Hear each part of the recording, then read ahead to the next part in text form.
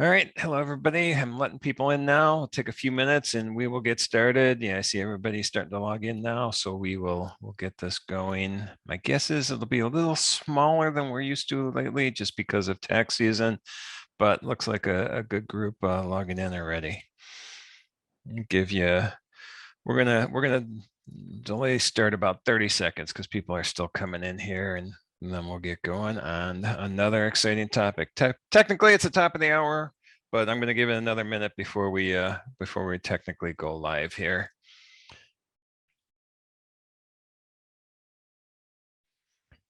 Can everybody do me a favor and just type into the chat that you hear me and see the slides? I assume you do, but just to verify. And I see Marlon logged in, and all right, here's some chat. Yes, you hear and you see. That's a good sign.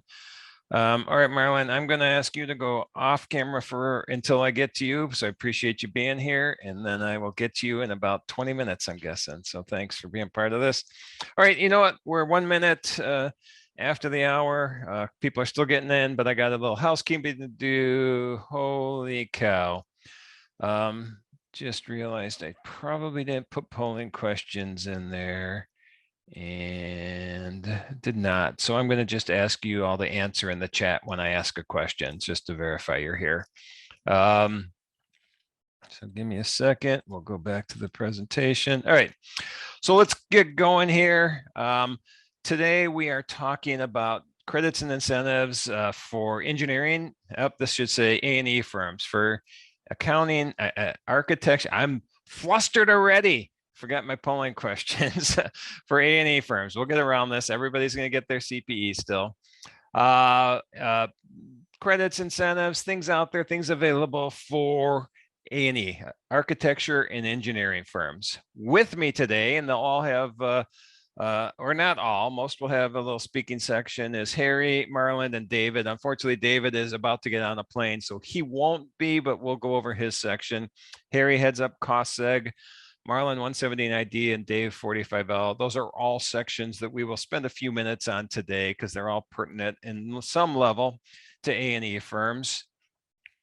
Myself, I'm looking at the participants here. I'm guessing I recognize some names. You probably have seen me already. Yes, I see some names I recognize there. Appreciate you being back. Real quick, just me, I'm a CPA. Came out of public accounting 16 years ago, was managing partner of a firm, left. A year later, started Tri-Merit, which is a specialty tax firm. This is our 15-year anniversary coming up in May, so very excited about that. I do these webinars all the time. I do a lot of writing lately. Accounting Today has published my articles, CPA Trend Lines, AI CPA Tax Advisor. Host a podcast called the Unique CPA, which currently ranks in the top 5% of all podcasts out there, which I don't understand how that happens, but I'm excited about it. And this is me sounding like I'm bragging, but it's really, in my mind, a company thing. Accounting Today listed me as someone to watch as one of the most influential people in accounting. And that was pretty interesting. That was pretty exciting to get that come out in December. But really, like I said, that's a firm recognition. I think we're being recognized for everything we do to support tax preparers and their clients with lessening tax burden on them through specialized tax, specialty tax, and the areas that we concentrate on in total, and we're not going to touch on all these today, but in total, we concentrate on R&D tax credits, cost segregation, WOTC, which is the work opportunity tax credit, 45L and 179D, which are energy efficient, either deductions or credits, depending on the type of property we're looking at.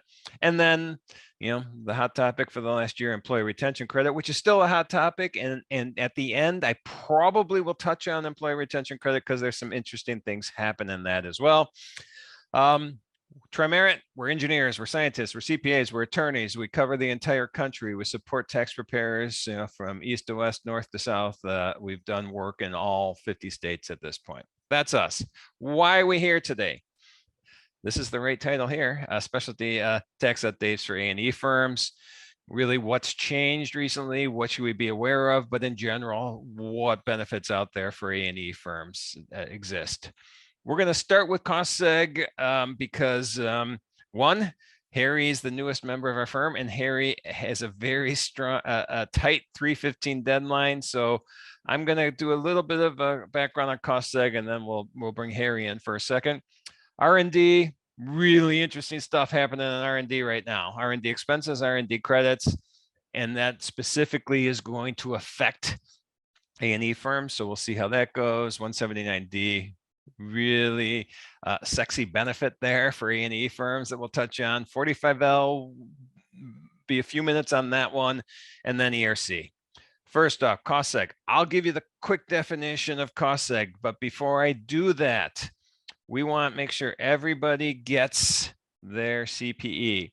So if all of you that need CPE can just type in, I'm here in the chat right now, I will know that you are hearing the first CPE question. So let me know you're here. Just say I'm here, something like that. We'll know that you're getting your CPE. And I'll say that again in a second just to make sure. It looks like everybody's chiming in already though. All right, cost segregation, what is it? This is not a direct benefit, so that's why we're only going to spend a few minutes on it, but typically not a direct benefit for A&E firms. But the work A&E firms do turns into cost segregation benefits. So this is a 2-minute definition. Our cost segregation is simply looking at depreciable property, breaking that property down into individual components, see which of those components we can depreciate at a quicker life than 27.5 or 39 years.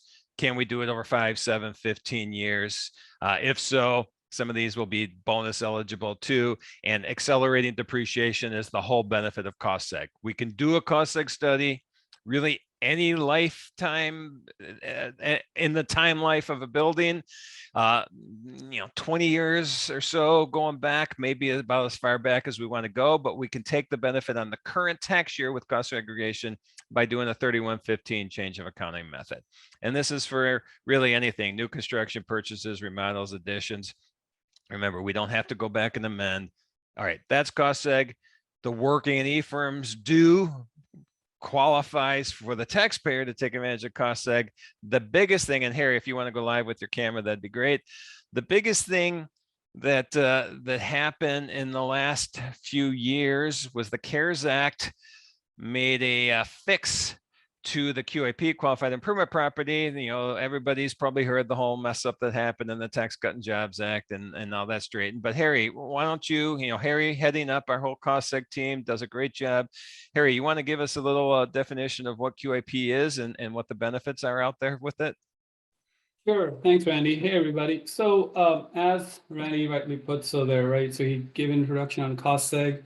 I'm going to talk a little bit about QIP and how it has evolved over the period of years. So just to give a brief background, so QIP was introduced in the PATH Act, right, in 2015, and then from 2016 it has been effective going forward, and which was consolidated in 2018 as per the Tax Cuts and the Jobs Act. So basically, what does that mean?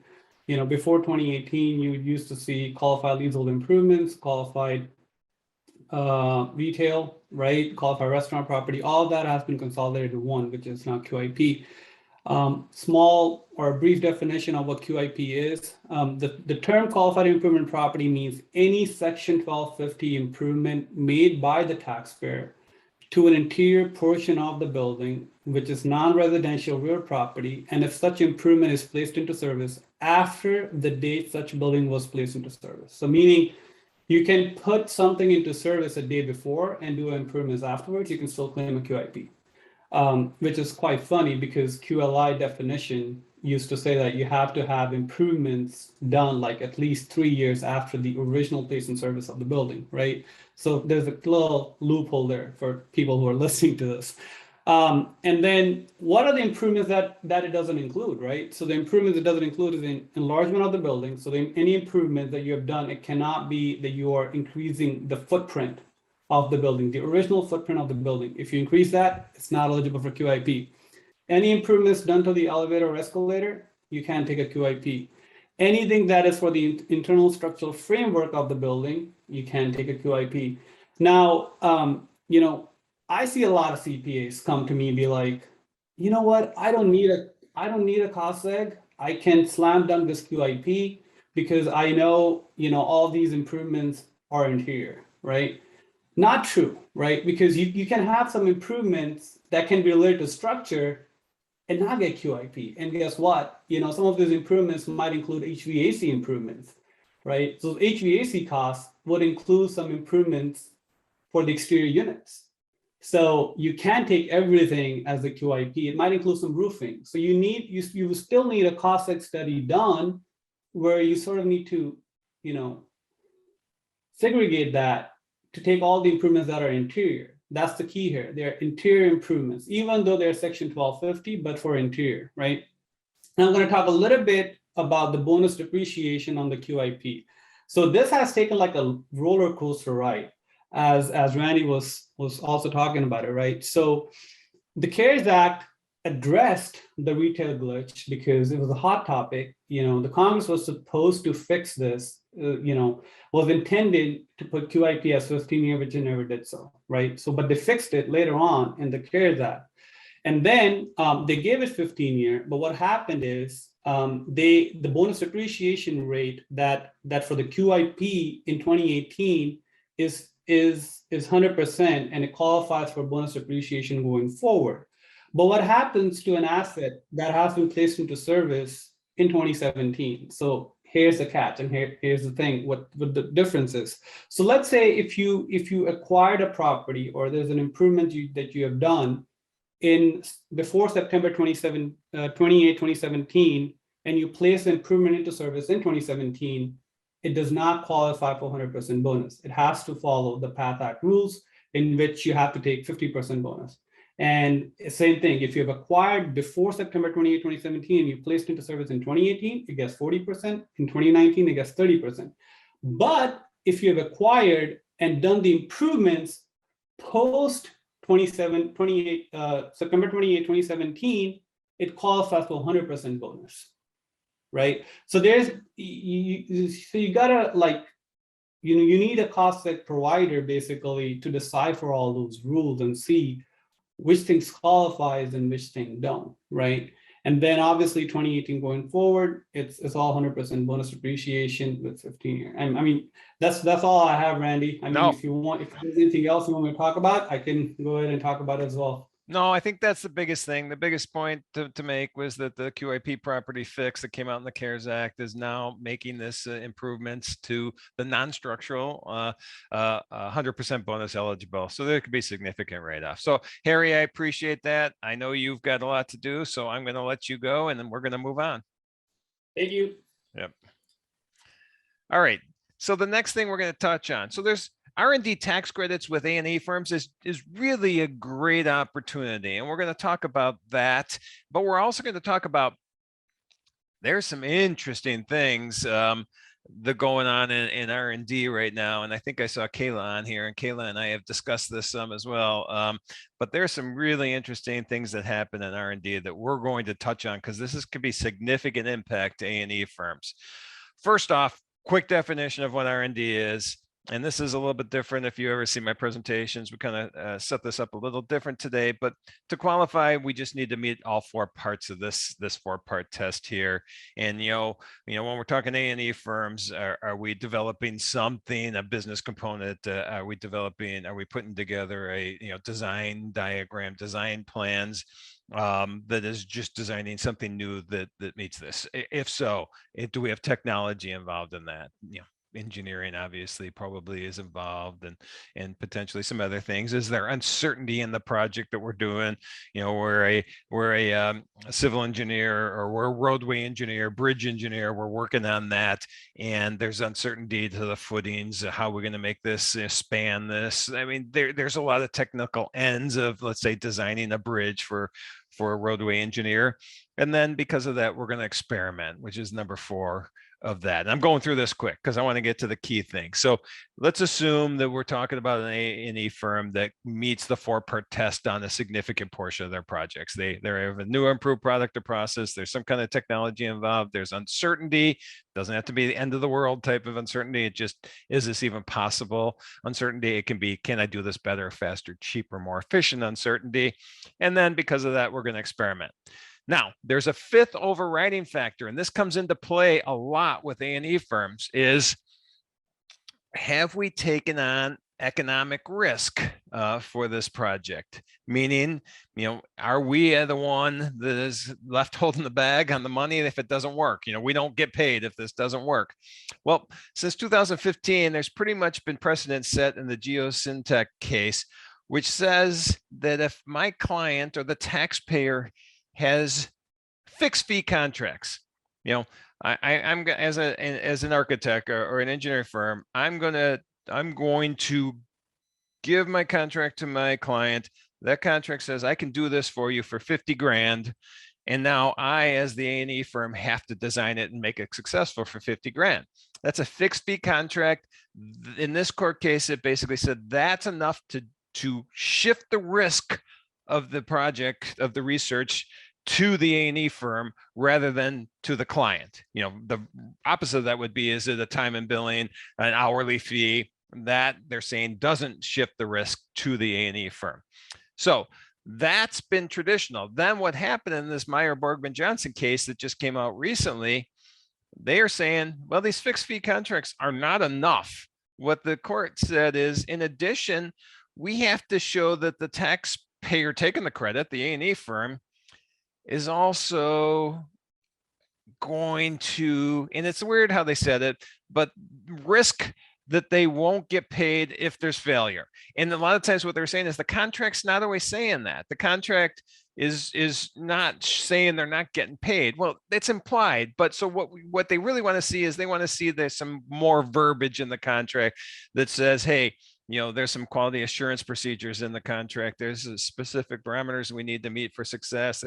There's a mechanism for inspection, evaluation, acceptance of completed projects. They just want that contract to go a little bit further and not just say fixed fee, but in addition, there's some clauses in there that make it pretty clear that the taxpayer, A&E firm taking the credit, is not going to get paid if it's not successful. So this court case kind of shifted or put additional burden on just the contract analysis. It's very important with these firms to look at the contracts to see if they qualify.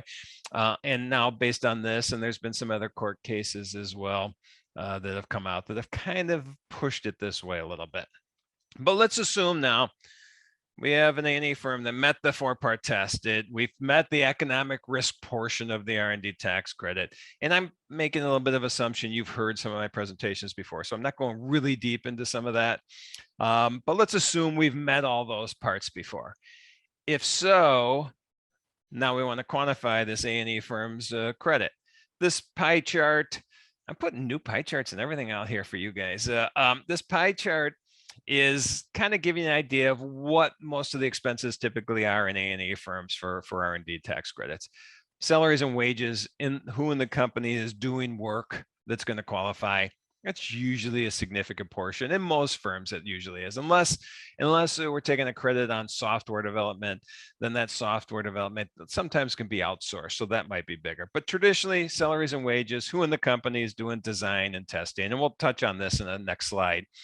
Supply cost, not as much in A&E firms, but if we're consuming any materials during the design and testing of whatever it is we're working on, potentially those can come into the calculation of the credit. Outsourced, we're outsourcing some engineering, let's say. We're outsourcing some kind of design work. We can take that cost. And then rental of computer time, you see Rackspace, AWS, Google, these cloud computing services. Potentially, we can take some of those costs in as well. Now, traditionally, development lifecycle for an A&E firm, so when we're looking at what portion of the design aspects that A&E firms are working on are going to qualify for R&D, it'll start in sales and bidding. And it's going to start there. When we're bidding a project, we're starting the development process. We're trying to figure out how we're going to do this, and then we can price it out. Pre-design, we're going to see, and you can see the people that are working on this, direct technicians being supervised, first line managers, principals, VP, executive VP, etc. And then those are the supervisors in this potential timeline here. And then we have the architects, the engineers, programmers, the subject matter experts, technical personnel, all doing this direct R&D in the pre-design, schematic design, design development, construction documenting, putting those together. That's all areas where we're finding R&D tax credit activities happening in A&E firms. And then those direct individuals that will take the credit on, the architect, the engineer, you see the list, are also being supported by, technical staff, support staff, research admins. You see the list there. Their time could potentially come in as well. Now, once we get out of that construction document phase for an A&E firm, we're getting into construction admin, maybe some additional services, that aspect of things. We don't see a lot of R&D there. It usually stops once those construction documents are put together. But, we can go up after things are put in place, and maybe there's some improvements that we look at after we've done a project that could come into play as R&D as well. Just a list of typical qualified activities in an A&E firm, concept development, feasibility analysis.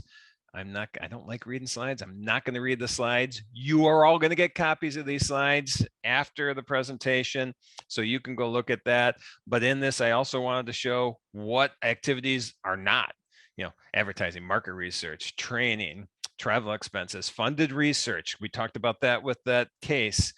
Reverse engineering doesn't qualify. Just routine engineering, data collection, probably not qualifying.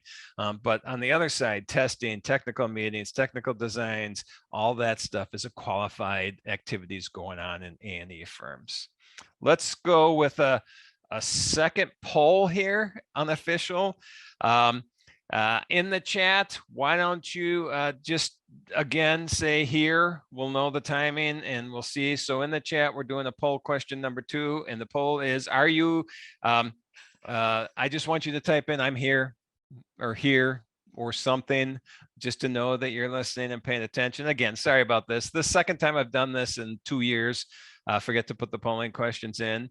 I think we need to assign that task to someone else, maybe, because that's 5% of the times a little higher than I want to do that. So, all right, again, I'm talking, make sure you're listening on this. I want you to go in the chat and type the fact and just let me know you're here. Just say I'm here. I want to know, I want everybody to get their CPE for this presentation. All right. Thank you. And if you have any issues with the chat, that might be a problem because you won't be able to chat and tell us. See if Q&A works any different from you. We get recordings of all this, so we'll see. All right, next up. Activities within A&E firms where we see a pretty high level of R&D going down to a low level. Architecture, usually a lot of activities qualifying for the R&D tax credit in an architecture firm. Structural and geotechnical engineering, a lot of activities that typically will qualify for R&D. Environmental, civil, MEP, electrical, still activities, maybe not as much as a structural or geotechnical, but there's still activities that qualify there. And as you go down the list, planning and surveying, maybe some, maybe not a lot. Just program management, not a lot to none. Construction management, usually not anything there, maybe a little bit. But you can see the types of A&E firms where we'll see more R&D. So if you have clients in those top 3 areas, we're probably a high probability there's some nice credits there. The middle, probably a good probability there's a credit there. And at the bottom, it's worth a look still because there could be R&D in those industries. And then just give you an example of some credits we've worked on, roadway engineer, MEP engineering, architect, civil, structural. You can see the values from what their revenue standpoint is and what their annual credits are. Just to give you an example, this obviously every company is different, but that's the potential we've seen in these specific A&E firms and the credits that we've been able to find. All right, that's the background of A&E firms. Now, there's some interesting things, like I said at the beginning, have happened in R&D credit and R&D expense right now. One is just the form itself, filing the R&D tax credit. If your client is an A&E firm and they somehow were able to take the employee retention credit, which not all any A&E firms will able to, and I'll probably touch on that at the end, but if they were, they had a 20% drop in revenue in a quarter in 21, they took it. Well, IRS 6765 form instructions came out recently, and in there was some confusion because what it says is we're going to treat the ERC and R&D tax credit interaction different the first 6 months of 2021 than we're going to treat it the second 6 months of 21. I'm not going to go deep into this, but realize there's an ordering system here. And what they're saying, and this was actually spelled out in the ERC notices 2123 and 2149, I'm pretty sure is the notices. In there, it says first 6 months, use wages for ERC, and then what's left over, use for R&D. Second 6 months in 2149 come out and said, hey, we're going to change the order here.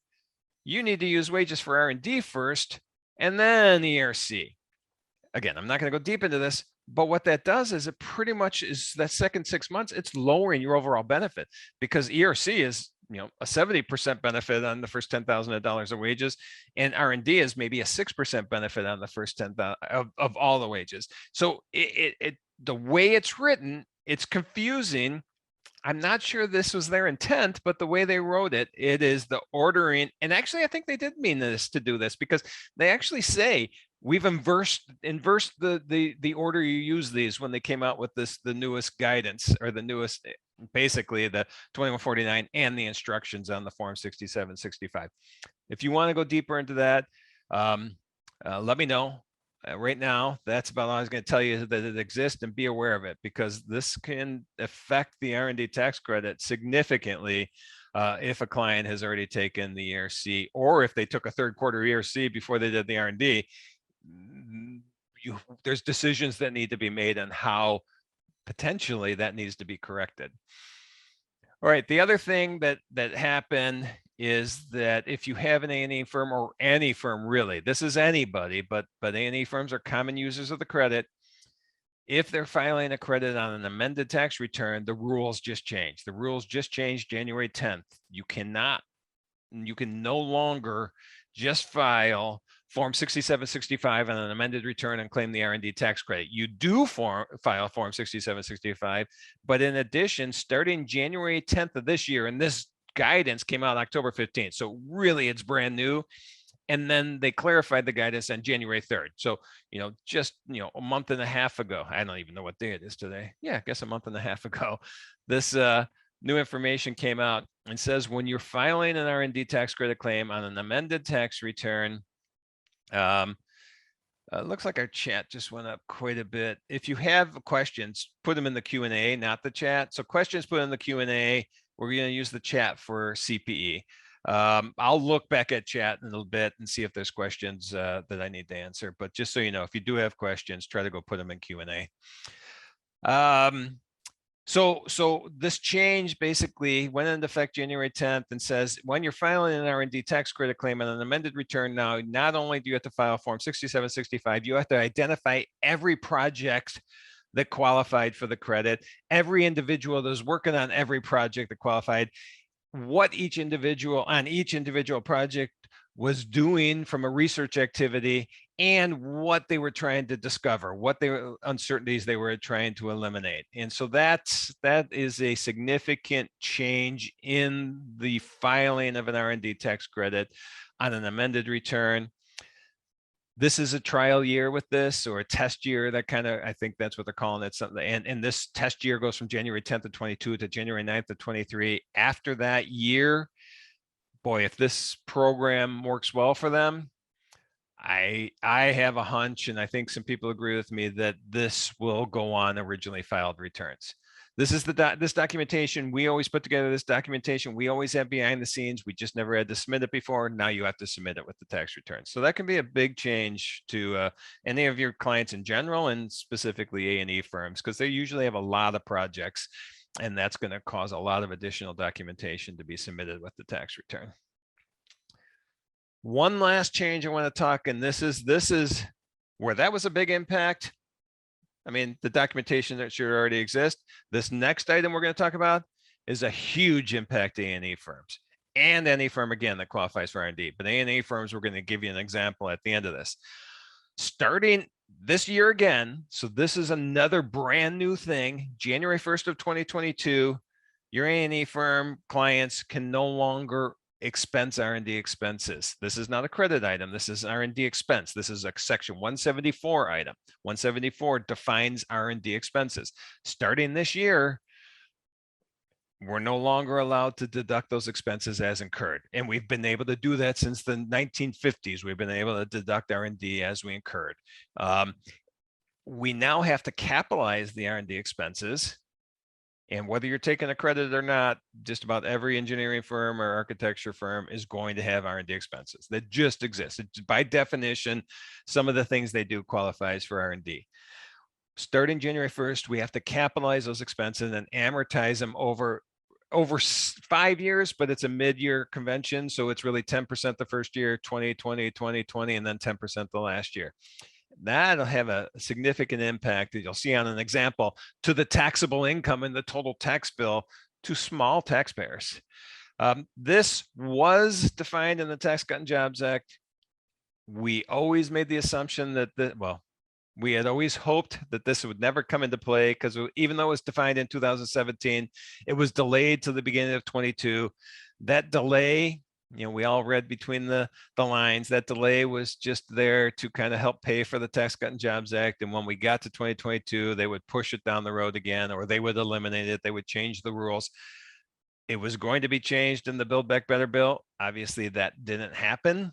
And because of that, this went into play. So we now live in a time where we have to capitalize these expenses. We're hoping this goes away before the end of the year, but we can't make that assumption now, especially when you've got, first quarter, estimated tax payments coming up. Your taxpayers have to take this into account and start to assume that their tax bill is going to go higher because of this. I do see a Q&A come in. I'll address that when I announce the next polling question. That obviously is a big deal.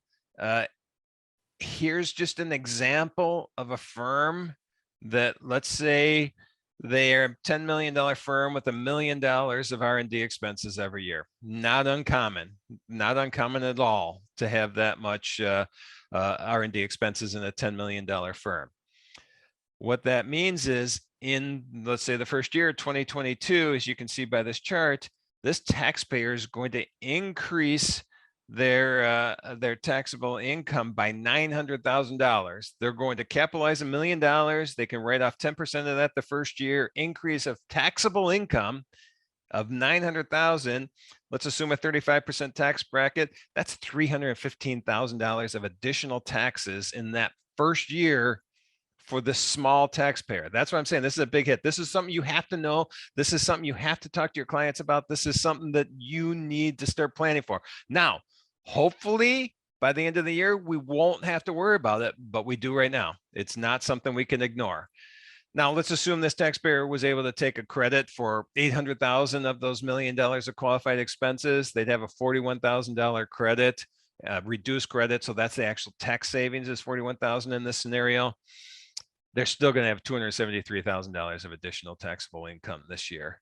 If you can see this, if all things are equal every year, by year 5 or year 4 of the, year 5, I guess, of the amortization, and if they hadn't taken the credit before, they ended up being better off.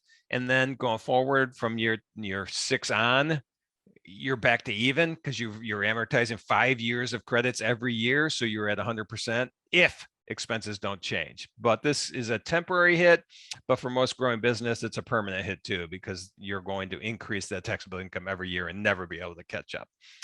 Let me, yeah, we can do poll number 3 right now, I think. Let's do, again, just say I'm here in the chat, not the Q&A, in the chat. Let me know you're here so that we're getting your CPA certificates. Look at this, everybody's paying attention. Those numbers in the chat are going up quickly. This might be a new way that we're going to do this. It's easier than polling questions because I can forget everything and still get everybody their CPA. All right, while you're answering, I'm here in the chat. Put I'm here in the chat.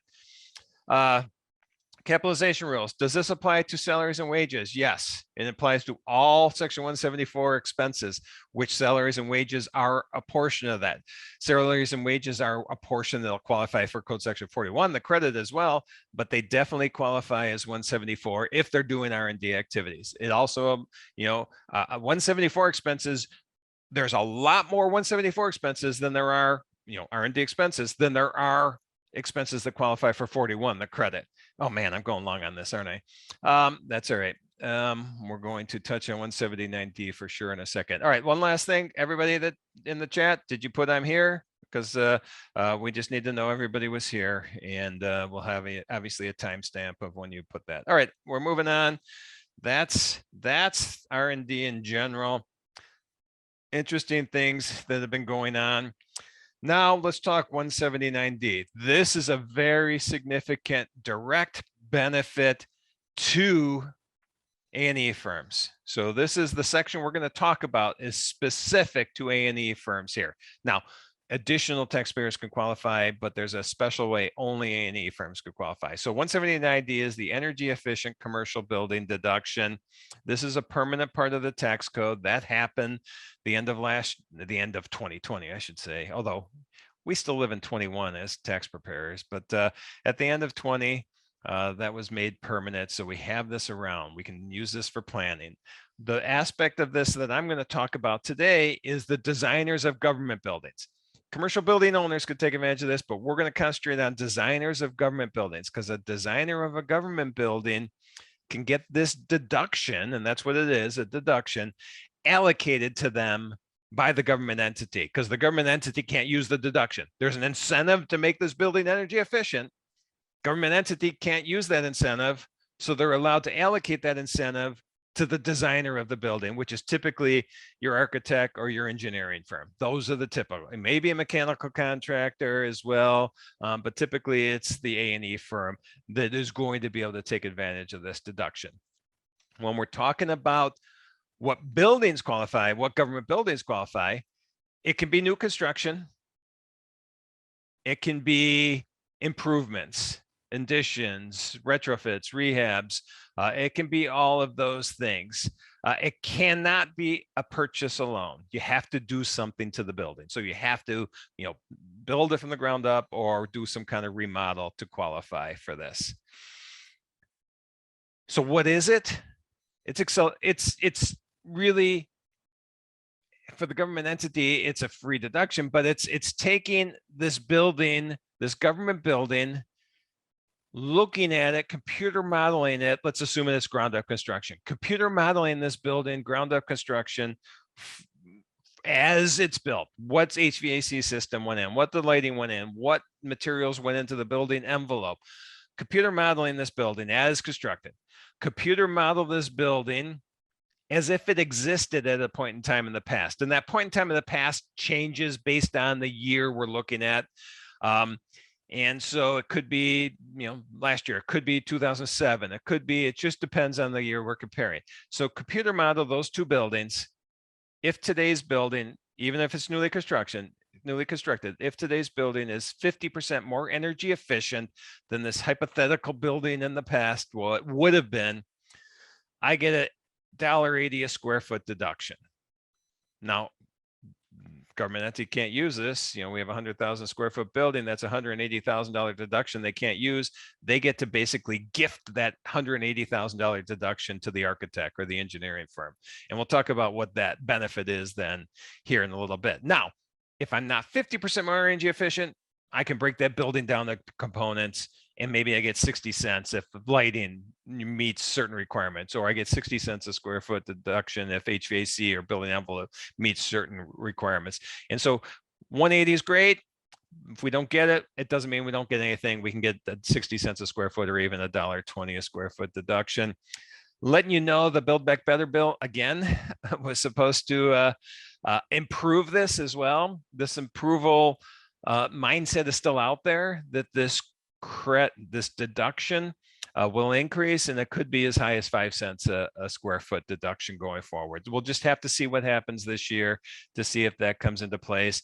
And what's a government building? A school, university, police station, fire station. You know what a government building is. So you know what your clients are working on, you know what your A&E firms are working on, and if those activities available for, or those buildings qualify as a government entity, let's go get that credit. That's twice I've said credit. Let's go get that deduction. And as the tax preparer, I mean, you basically are gifting them money by bringing this to them. You are, let's look at a scenario where one thing I want to point out before we get to that.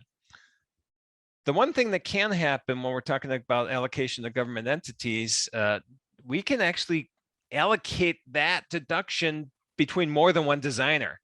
So let's assume that the architect did 60% of the energy efficiency design and the engineer did 40, and they can go to the government entity together and say, hey, we want to share this deduction. This is the allocations. We determined that we spent on making this building energy efficient. So you sign our letter, 60% allocated to architect, 40% to engineer. That's possible. What the benefit is obviously extra tax savings. It can only be taken on the tax return the year the government building was placed in service. So we can't go back, further and do a 3115 change of accounting method and pull it all to the current year. For the designer of a government building, it has to be taken on the year that the building was placed in service. The government entity placed that in service. So usually it's the last 3 years, maybe the current year tax return. But I'm going to ask a few questions of Marlon. Marlon, you can jump on now if I haven't put you to sleep yet. All right, good. I haven't. All right. Marlon heads up our 179D. Marlon, here's some common questions that we get on 179D, and I was just hoping you could address them. Now that the credit's permanent, which happened, just over a year ago, does it allow designers to, budget for receiving these future deductions? Can we look at a building we're working on and try to determine if it qualifies even before it's built? Yeah, absolutely. So the benefit of this being permanent now is that architects and engineers can basically anticipate on receiving this deduction. And with that in mind, they can design more efficient buildings, which is essentially the goal of this deduction, right? So what I like about it is we can do the energy modeling before the project is actually constructed. So therefore, they already know what their deduction amount could be before this project is actually built, which is huge. Yep. Yeah. So this will allow the tax preparer, the tax advisor, to go to their A&E client and say, hey, we think we have opportunities here. Let's start budgeting these out to see if there's going to be any benefits for you, because we can use this in tax planning for this year. I think that's awesome. Before this was permanent, that was harder to do because a lot of times this was renewed after the end of the year and you could not do this. So this was a nice benefit. All right. Correct. Another question that we often get is, does the building have to be LEED or green building designation to qualify? That's a great question as well. So it does not have to necessarily be LEED or green building to qualify. Basically, LEED and green buildings, they're great. They're good to have, but the only aspects that 179D kind of focus on is the HVAC, lighting, and envelope. As you know, some of the LEED buildings can focus on, like, let's say, water supply. They can also focus on like egress. They can focus on a lot of client comfortability. So even though it's good to be LEED certified and have the other credentials for green buildings, it does not necessarily have to be that. Okay, well, that's great. That's great. So we don't have to, but if it is, it gives us a good feeling that it's going to qualify. Absolutely, it does. Okay, correct. So I'm going to throw an extra one in here that I'll actually answer. Question that I get a lot is, can nonprofits allocate this deduction to the architect and engineer? And unfortunately, under the current law, no, that is not possible. But the law that was written in the Build Back Better bill was going to add that. So we're hoping that that's going forward. So if you do have architects that do work with any nonprofits, or engineers, obviously, that, I keep your fingers crossed. I guess that's the way to go. That will get added into the tax law this year, but as of this time, no. And then last question for you, Marlon. Is there specific things happening with an HVAC or lighting that will help us qualify for this? So yes. So there are some actual minor features that can actually be beneficial, which are like occupancy sensors, LED lights, things like that can be really beneficial. Even BFDs for pumps. Okay. All right. Well, that's awesome. So bottom line, I think to take out of this is a tax planning tool. We can do it now. It's permanent. Bring this to your clients ahead of time. You always are going to want to, bring every opportunity you can to them.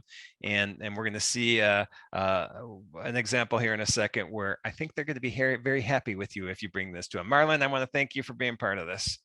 Thank you, guys. All right. Quick example. I did this at the beginning already, 100,000 square foot building. Let's assume that the designer of the government building gets this allocated to them. It qualified at a 50% deduction, so everything qualified, or reduction, so everything qualified. There's a $180,000 deduction that the A&E firm, whoever it was, gets allocated to them. This is free deduction. They did not spend this money. They just were gifted a $180,000 deduction. Let's assume 37% tax bracket. They got a $66,000 tax savings. That's money they didn't have yesterday. That's money you as the tax advisor just brought to them. It's as if you just handed them $66,000 in cash. So they get pretty excited with that. This is one I would talk to all your A&E firms about, because if they do any government building work, it is something that they should be looking at. So that's the 179D. 45L, I'm going to spend just a couple minutes on.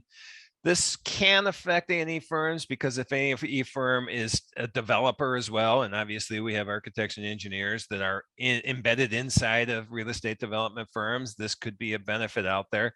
45L is a credit for the development of energy efficient residential property, and really low-rise residential property, 3 stories or less above grade.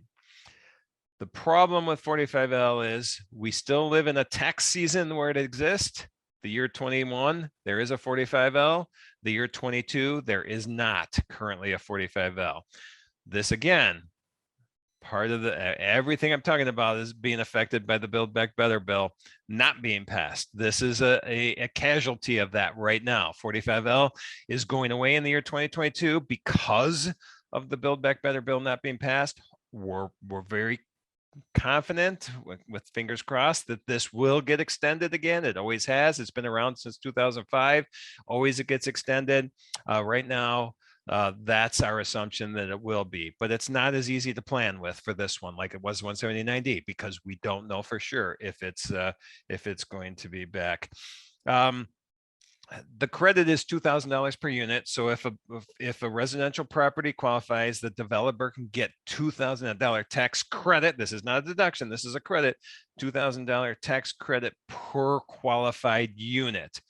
Now, the Build Back Better bill was going to increase this as high as potentially $5,000 per unit. Significant extra benefit out there. Hopefully that comes through.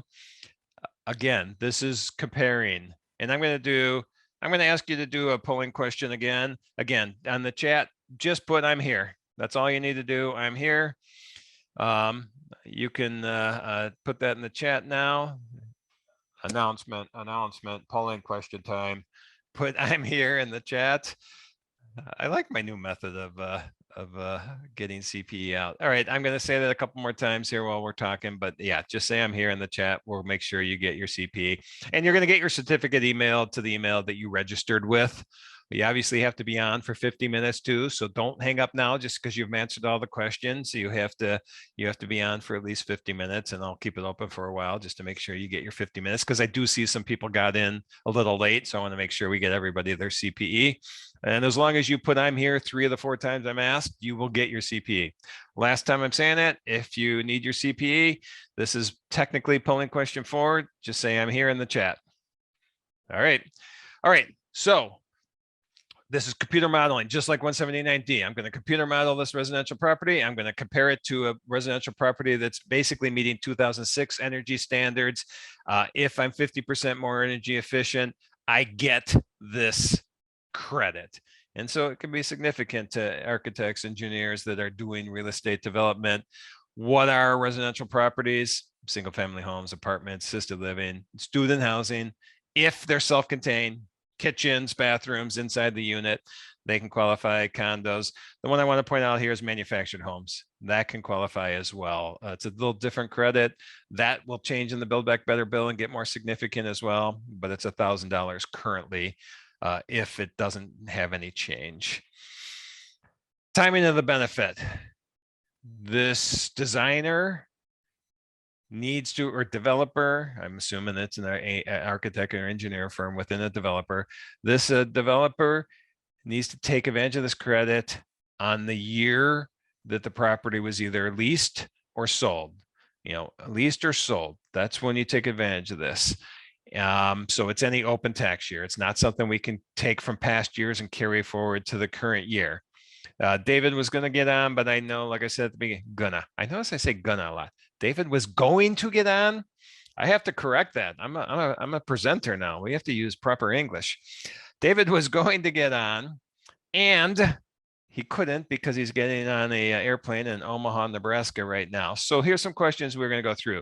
How do we know if a property qualifies? Well, there's certain energy requirements each state has. Certain states, if you know you're building in that state, it's going to be easier to show you qualify than in other states, because residential property doesn't have as big an incentive to be energy efficient, because usually someone's building it and they're selling it after the fact. They no longer care. I don't know if that's the right word, but you know, if you own a government, if you own a commercial building, you want to continue to have that be energy efficient. So it's a little harder sometimes to get the 45L qualifications met, because not every state has very strict requirements. If the strict requirements are stricter in your state, you'll qualify.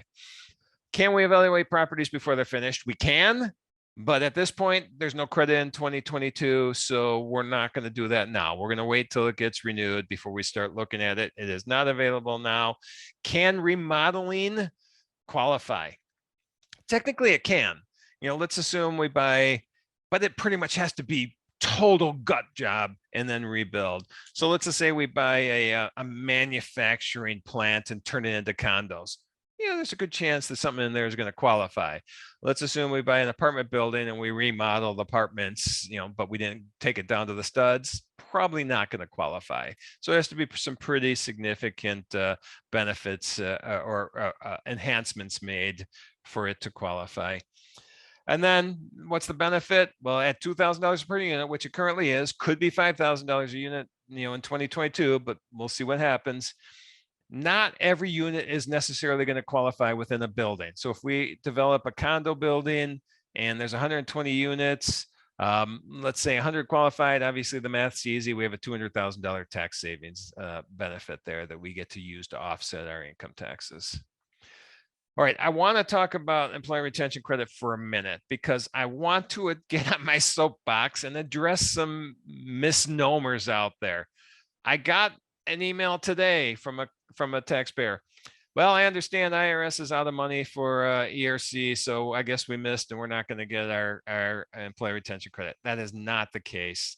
There is no money. This is not a restaurant revitalization grant. There's no limits to the amount of dollars that can be paid out. This exists. The only thing that, you know, we have to worry about is statute of limitations. We have 3 years from the time the original 941 was filed to amend it. That's the only thing that's in the way from that standpoint. There was a lot of people thinking that if we didn't file by the end of the 2021, we don't get this. I don't know where this came from, but it's not true. So I want to address some of these, well, at least what I feel are untruths being spread out there. A couple things that are not untruths. The fourth quarter did disappear for the employee retention credit. It was supposed to go through the fourth quarter of 2021, but the fourth quarter got eliminated for everybody except recovery startup businesses. So recovery startup businesses can still qualify. Now, A&E firms in general, can qualify if they're a startup business. That's fine. A&E firms in general have a tough time to qualify for the employee retention credit because usually they're an essential business. And so they can qualify under the drop in revenue. If we have a 20% drop in revenue in any quarter in 21 compared to 19, or a 50% drop in revenue in any quarter in 20 compared to 19, they qualify automatic. But the secondary way to qualify is I have to have a government restriction placed on me. And if I can show that that restriction affected me, I can qualify. It's hard on A&E firms. I think we've had a few that we've qualified, but one of the misconceptions I'm seeing out there is everybody qualifies for the employee retention credit. Not the case. If your A&E firm client is approached by somebody promising them, and I had a civil engineer where they were being promised $4.5 million of credit, and I looked at it, and then the CPA felt skeptical on it. They came to me. I looked at it. I'm like, yeah, I don't see any credit here. I don't see how they qualify. I don't see any restrictions that were placed on them. They could continue to do business as is. Now, that doesn't mean there aren't firms that didn't have restrictions. They can have restrictions placed. That's not going to always be the case. So we have to look close at each A&E firm situation separately, because we have to prove there was an effect to them, not just that they had to wear masks. Oh, you had to wear masks, so now you qualify because there's a government mandate that affects you. That's not enough. You had to work at home, so now you're under a mandate, so you qualify. That's not enough. We have to be able to show that this restricted their ability to conduct business. And so that's a misnomer out there. And so I just want you to be aware of it. You've seen it. Every single one of your clients is being approached by somebody promising them credits. Be wary on some of these. And if it's an A&E firm, be wary. Doesn't mean they can't qualify. Just be wary. Look at it close. Analyze it. Was there restrictions in place? Can I quantify this restriction? Can I show there was an effect to this restriction for my A&E firm? If so, sure, go ahead with the credit. You find that time frame. That's the other thing that I'm seeing a lot is every company is being promised they qualify every quarter. It's not the case. Most restrictions were lifted in most places around the country in June at the latest of 21. How were they qualifying under restrictions after that? Supply chain, maybe. A lot of supply chain has just been demand issues, not a government mandate due to COVID. It's just demand went up in this country. So be aware of that. I know I'm going on my soapbox here for a minute. They can qualify, especially with the drop in revenue.